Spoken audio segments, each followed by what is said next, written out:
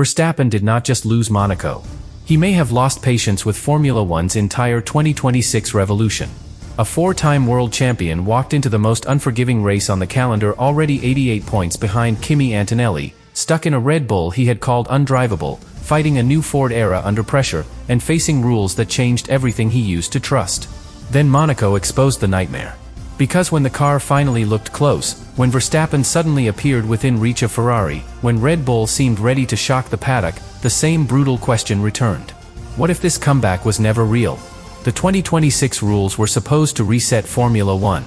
But for Verstappen, they may have built the one thing even he cannot dominate. A car that fights back. And if Monaco was his second retirement, then this is no longer just a Red Bull problem. It is a warning to the entire sport. Subscribe to the channel. For the first time in years, Max Verstappen arrived at Monaco looking less like the hunter, and more like a driver trying to escape his own car. That sentence would have sounded absurd not long ago. This was Verstappen, the driver who turned pressure into something ordinary. The champion who could take a nervous rear end, a narrow racing line, a bad strategy call, and still make the rest of the grid feel like they were fighting for second place. But 2026 has changed the language of Formula One. And Red Bull have not translated it fast enough. That is the real context behind the Monaco anger. Not one retirement. Not one bad weekend. Not one moment of frustration on the radio. The deeper problem is that Verstappen has spent the opening part of the season driving a car that does not behave like a Red Bull should behave, and more importantly, does not behave like a Verstappen car should behave. The RB22 was supposed to begin a new era. A Red Bull and Ford era. A project with power, money, ambition, and the expectation that one of the greatest drivers of his generation would still be fighting at the front. But almost immediately, the promise turned into pressure. The new regulations did not simply shuffle the order. They changed the way the cars breathe, accelerate, recover energy, and produce grip. They changed how much the driver can lean on the aerodynamic platform. They changed the balance between mechanical feel and system control. For fans, those words may sound technical. For Verstappen, they are personal. Because a driver does not feel a regulation article. He feels the car moving underneath him. He feels whether the rear will stay planted when he turns in. He feels whether the front tires will answer when he asks for rotation. He feels whether the energy comes when he needs it, or arrives too late, like someone opening a door after he has already walked into it. And in the early races, Verstappen's Red Bull did not give him that trust. That is why the word undrivable landed so hard. Drivers complain all the time. They complain about balance, tires, wind, traffic, grip, and strategy. But when a champion describes a car as undrivable, he is not just venting. He is telling the team that the machine is breaking the relationship between driver and limit. And that relationship is everything. Think of it like walking down a staircase in the dark. If every step is where you expect it, you can move quickly. You trust your body. You trust the rhythm. You do not think about every movement. But if one step is slightly higher, and the next one is slightly lower, and the floor shifts under your foot, suddenly you slow down. Not because you forgot how to walk, but because the staircase stopped telling the truth. That is what a difficult Formula One car does. It makes even the best drivers hesitate. And hesitation is poison for Verstappen. His whole style depends on certainty. He attacks the corner entry. He wants the car alive, sharp, and ready. He can handle oversteer if it is honest. He can handle aggression if the car tells him what is coming. But what he cannot accept is a car that understeers when he needs bite, then snaps when he tries to recover the time on exit. That is not a racing car. That is an argument. And Verstappen has been stuck inside that argument for months. Australia gave Red Bull the first warning. China made the alarm impossible to ignore. Japan did not erase the doubts. The car was carrying problems in more than one place: rear stability, aero balance, energy recovery, weight, and drivability. Nothing about it looked like a simple fix. That matters because Formula One teams love to say they understand the problem. But understanding a problem and fixing it at racing speed are very different things. Red Bull did respond. They brought upgrades. They changed surfaces. They adjusted bodywork. They worked on the steering. They tried to give Verstappen the front end feel he had been missing. And by Miami, there were signs of life. The gap became smaller. Verstappen felt more comfortable. The steering changes seemed to give him something he could trust again. For the first time in a while, Red Bull looked less lost. But less lost is not the same as found. That is why Monaco became so important. On paper, Monaco should have been a strange opportunity for the RB22. The circuit does not have the kind of fast corners that had exposed Red Bull's biggest weaknesses earlier in the season. It is slow, tight, bumpy, and brutally precise. It rewards mechanical grip, driver confidence, and the ability to place the car within inches of disaster. In other words, Monaco offered Red Bull a chance to hide some wounds. And at first, it looked like that chance was real. Verstappen showed pace in practice. He was close enough to Ferrari to make the paddock look again. He was not buried in the midfield. He was not drifting through another painful weekend. He was suddenly near the front, close enough that the comeback story started to breathe. That is what made it dangerous. Because hope is heavier when it arrives after humiliation. If Red Bull had been slow from the first lap, the story would have been simple. The car still was not good enough. The rules had hurt them. Verstappen was frustrated. Move on. But Monaco gave them something worse than clear failure. It gave them belief. For a moment, it looked like the nightmare might be lifting. It looked like the upgrades might be working. It looked like Verstappen's talent could cover the cracks. It looked like Red Bull might finally drag themselves back into the fight. And then the bigger question appeared. Was Monaco showing Red Bull's recovery, or just hiding the RB22's flaws? That question is brutal because it changes everything. If the car was truly improving, then Monaco could have been the beginning of a real fight back. A sign that Red Bull had understood the new rules, found direction, and given Verstappen enough confidence to start attacking again. But if Monaco only suited the car because the track avoided its worst weaknesses, then the pace meant something very different. It meant Red Bull were not back. They were just temporarily protected. That is a terrifying thought for a championship team. Because championship cars do not need perfect conditions to function. They do not wait for the calendar to rescue them.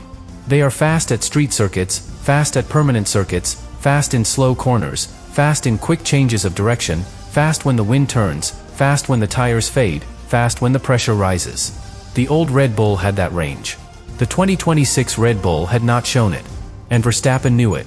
That is why his frustration with the rules carried so much weight. He was not simply angry because the car was slow. Slow can be fixed. Slow can be understood. Slow can become fast with enough development. But unpredictable is different. A car that lacks drivability damages the driver's confidence every lap. It makes him question the next braking zone. It makes him protect the rear instead of attacking the apex. It turns instinct into calculation. And when Formula One's new rules create cars that feel less natural, less connected, less trustworthy, a driver like Verstappen will not treat that as a small complaint. He will see it as a threat to what racing is supposed to be. Because Verstappen does not want a car that manages him. He wants a car he can dominate. That is the emotional core of this story. The 2026 regulations were meant to create a new future. More advanced. More efficient. More complex. Active aerodynamics replacing the old drag reduction system.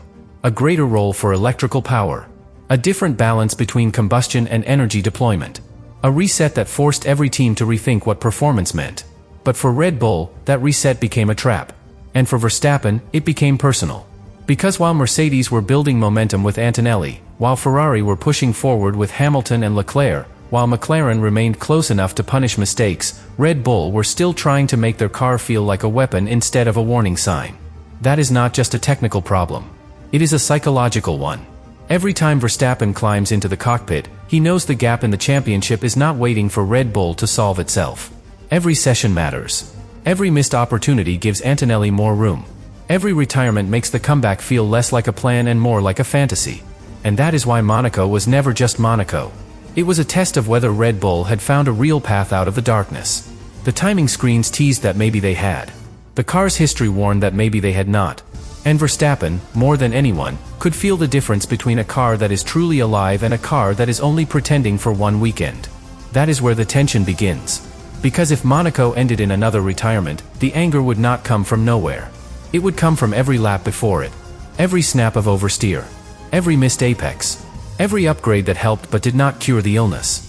Every meeting where the team searched for answers while Mercedes pulled further away. A second non-finish at Monaco would not be the full story. It would be the moment the full story finally broke through the surface. And the most uncomfortable part for Red Bull is that Verstappen's criticism would not sound like an excuse. It would sound like a warning. A warning that the 2026 rules have created cars that may be smarter on paper, but harder to trust in reality. A warning that the sport's future may be moving away from the raw driver feeling that made Verstappen so devastating. A warning that Red Bull's problem is not just catching Mercedes.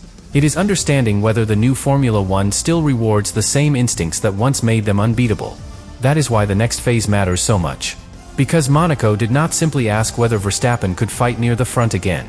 It asked whether Red Bull's entire 2026 project was real, or just another illusion created by the one circuit strange enough to hide the truth. The first real warning came before Monaco even had the chance to become a disaster. It came in the way Verstappen spoke about the car. Not with panic. Not with dramatic emotion. But with the kind of bluntness that makes Formula One teams nervous, because when Max Verstappen stops protecting the message, it usually means the problem is already bigger than the public knows. He had already called the RB22 undrivable earlier in the season. That word did not disappear just because Monaco practice looked better. It stayed underneath the weekend like a crack in the floor. And every lap around Monte Carlo tested whether that crack was actually repaired, or simply covered by the strange shape of the circuit. Because Monaco can lie to you. It can make a car look better than it is. It can hide weakness because the track is so specific.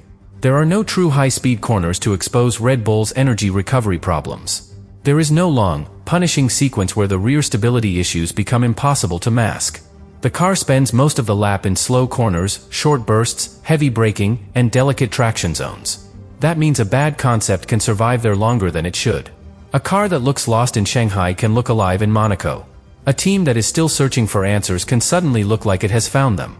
And that is exactly why Red Bull's pace was so dangerous. In first practice, Verstappen was already close enough to matter. In second practice, he was third, just behind the Ferraris, only a fraction away from the fastest time. After months of frustration, that felt like a shock. But it also created a trap. Because when a struggling team suddenly looks quick, the world wants a comeback story. The fans want to believe the champion is back. The media wants to believe the season has turned. The rivals want to know whether the threat is real.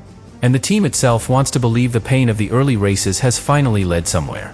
But Verstappen knows better than most drivers that one fast session is not proof. A fast lap can be built from a perfect tire window, a light fuel load, a circuit that suits the car, or a driver dragging more from the machine than the machine truly deserves. A fast lap can impress the paddock. It cannot always save a season. That is why Verstappen's tone stayed guarded. He knew Red Bull had made progress. The Miami upgrade package had helped. The revised steering system had given him more feeling. The front end had started to speak more clearly. And for a driver like Verstappen, that matters enormously, because he does not just drive with his eyes. He drives through feel. He needs the car to tell him where the limit is before he reaches it. But the RB22 had spent too much of the season whispering, then shouting too late. That is what makes a car frightening. Not a lack of speed alone. A lack of warning. When the rear snaps without giving the driver enough information, confidence breaks. When the front refuses to turn in, then the rear suddenly breaks loose on exit, the driver cannot build rhythm. And at Monaco, rhythm is everything. You cannot attack those streets while second-guessing the car. You cannot place the front wheel near the barrier if your hands do not trust the response. You cannot lean on the rear through slow traction zones if you feel the car might punish you without notice. So even when the timing screen said Red Bull were close, the deeper question stayed open. Was the RB22 finally becoming a car Verstappen could trust, or was Verstappen simply covering the wounds with talent?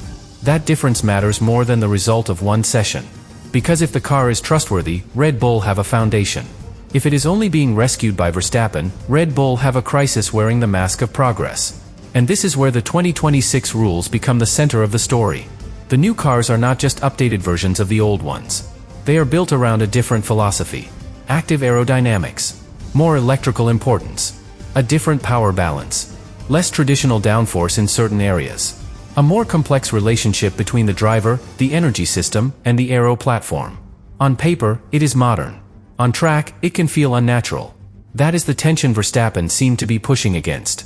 A Formula One car should be difficult, but it should be readable. The driver should feel danger building before it arrives. The limit should be sharp, but honest. The car should challenge the driver, not trick him. The RB22 had been tricking him too often.